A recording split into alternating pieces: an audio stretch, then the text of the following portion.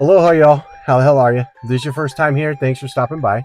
Today we got a special treat because we're doing a Chris and Chris special, and we ended up in Window Rock, Arizona, and we're gonna do a short clip on my Facebook feed that it was Navajo Code Talkers Day, and then it hit me like that we had the Navajo Code Talkers Memorial just like a little over an hour away from us. And so our first plan when we woke up this morning was to go on a hike, but then weather.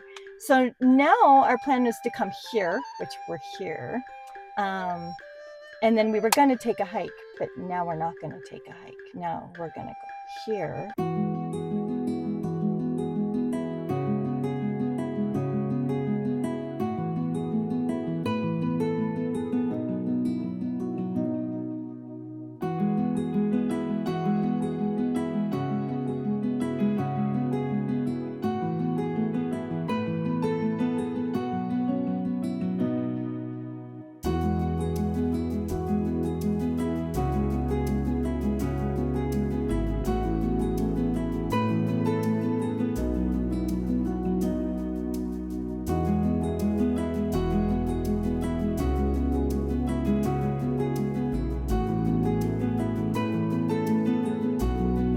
During World War II in the South Pacific Theater, the Japanese were extremely proficient at breaking into military radio communications and transmissions.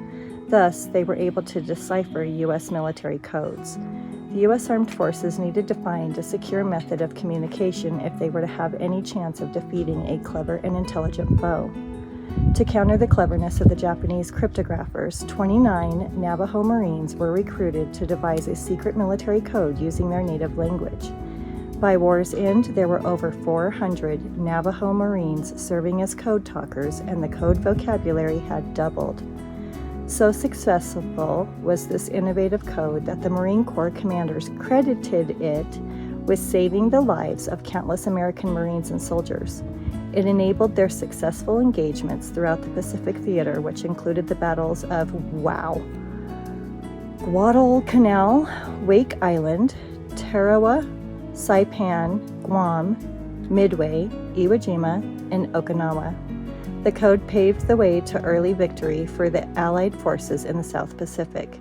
Major Howard M. Connor, 5th Marine Division signal officer stationed on Iwo Jima, commented on the gallantry of the Navajo code talkers.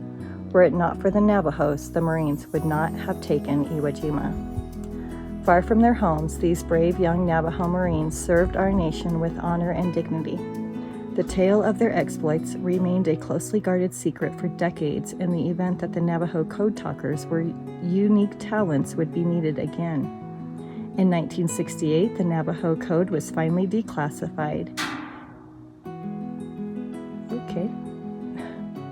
In July 2001, at the National Capitol Rotunda, United States President and the Honorable George W. Bush awarded the Congressional Gold Medals to the first 29 Navajo code talkers, their surviving spouses or children.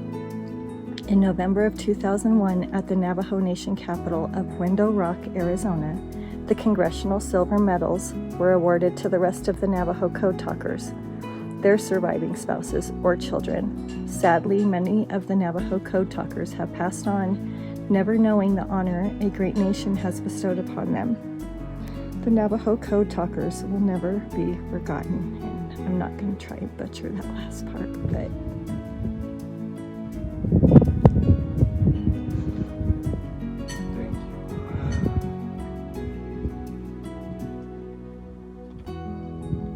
Okay, so you just seen our little piece about walking around this very reverent place, and you won't realize how emotional you get until you're actually at a place like this, knowing the history and knowing what they did for our nation, for us to be here.